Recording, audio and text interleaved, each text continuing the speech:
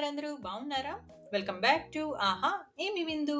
ఈరోజు వీడియోలో కాలీఫ్లవర్ నిల్వ పచ్చడి ఆవపిండి యూజ్ చేయకుండా వెల్లుల్లి ఫ్లేవర్‌తో ఎలా పెట్టుకోవాలో చూపిస్తాను. చాలా బావుంటుందండి. ఈ ఆవకాయ కాలీఫ్లవర్ ముక్కలు ముద్ద ముద్దకి క్రంచీగా తగులుతూ వెల్లుల్లి ఫ్లేవర్‌తో భలే ఉంటది. ఆవపిండి యూజ్ చేయట్లేదు కాబట్టి వేడి చేస్తుంది అని భయపడక్కర్లేకుండా ఎంత కావాలంటే అంత చక్కగా తినేసేయొచ్చు. అండ్ ఇప్పుడు వింటర్ సీజన్ కదా! మార్కెట్‌లో కాలీఫ్లవర్ కూడా చాలా బాగా వస్తున్నాయి. ఫ్రెష్‌గా పురుగులవి లేకుండా బావున్నాయి. మరి ఇంకెందుకు లేటు? మార్కెట్‌లో నుంచి కాలీఫ్లవర్ తీసుకొచ్చి ఇలా ఆవకాయ పెట్టేసేయండి. చాలా ఈజీగా కూడా పెట్టుకోవచ్చు. అసలు పెద్ద ప్రాసెస్ ఏముండదు. కొలతలు కరెక్ట్‌గా వేస్తే సరిపోతుందంతే. పర్ఫెక్ట్ మెజర్‌మెంట్స్‌తో చూపిస్తాను. మీరు కూడా ఇలా ఫాలో అయిపోండి.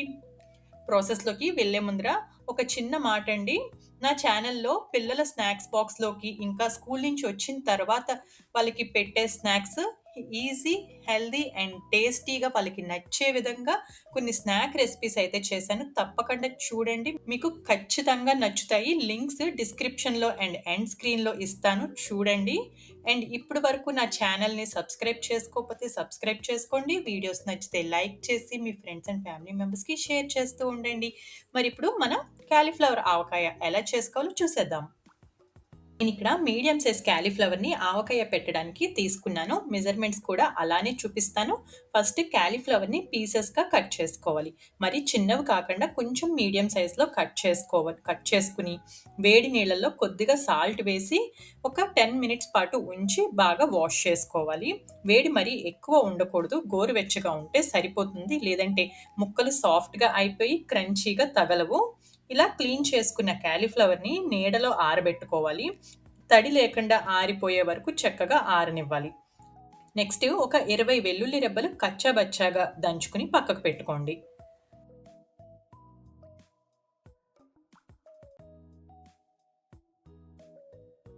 తర్వాత కలుపుకోవడానికి వీలుగా ఉండే ఒక బౌల్ తీసుకోవాలి. ఇక్కడ నేను యూజ్ చేస్తున్న టీ గ్లాసు మన దగ్గర మెజరింగ్ కప్స్ ఉంటాయి కదా! దానిలో హాఫ్ కప్ మెజరింగ్ కప్ అంత సైజ్‌ది టీ గ్లాస్ ఇది.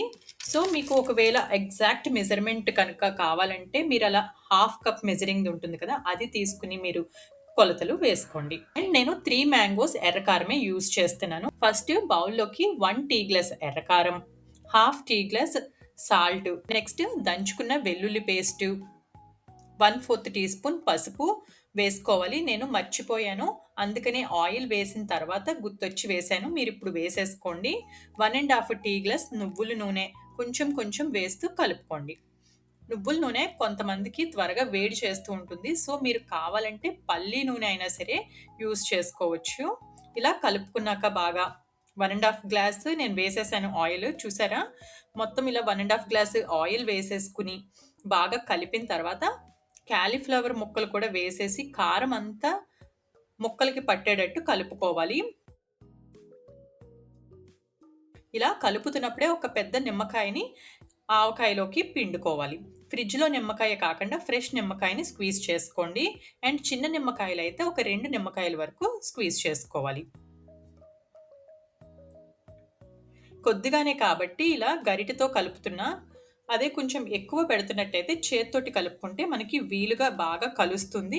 ఇలా మొత్తం అంతా కలిపేసుకున్నాక మూత పెట్టి ఒక రోజు కదపకుండా పక్కకు పెట్టేసుకోవాలి. నెక్స్ట్ డేకి మూత తీసి ఒకసారి కలుపుకుంటే టేస్టీ టేస్టీ కాలీఫ్లవర్ ఆవకాయ రెడీ అయిపోతుంది. ఇలా పెట్టుకున్న కాలీఫ్లవర్ ఆవకాయ 2, 3 నెలలు నిల్వ ఉంటది. కానీ ఒక్కసారి ఇలా రుచి చూసారంటే వారం రోజుల్లో మనకి ఆవకాయ ఖాళీ చేసేస్తారు ఎవ్వరైనా సరే. ఒక మీడియం సైజ్ కాలీఫ్లవర్‌కి నాకు 700 గ్రామ్స్ ఆవకాయ వచ్చింది. ఈజీగా ఉంది కదండీ ప్రాసెస్. టేస్ట్ కూడా కాలీఫ్లవర్ క్రంచీ క్రంచీగా తగులుతూ భలే ఉంటది. తప్పకుండా మీరు కూడా చేసుకోండి. ఎలా వచ్చిందో నాతో కమెంట్స్‌లో చెప్పండి. ఇంతవరకు చూసారంటే నా వీడియో ఖచ్చితంగా మీకు నచ్చిందనే అనుకుంటున్నాను. సో, ఒక చిన్న లైక్ చేసి సబ్స్క్రైబ్ చేసుకోండి. See you. Bye bye in the next video. Thank you for watching.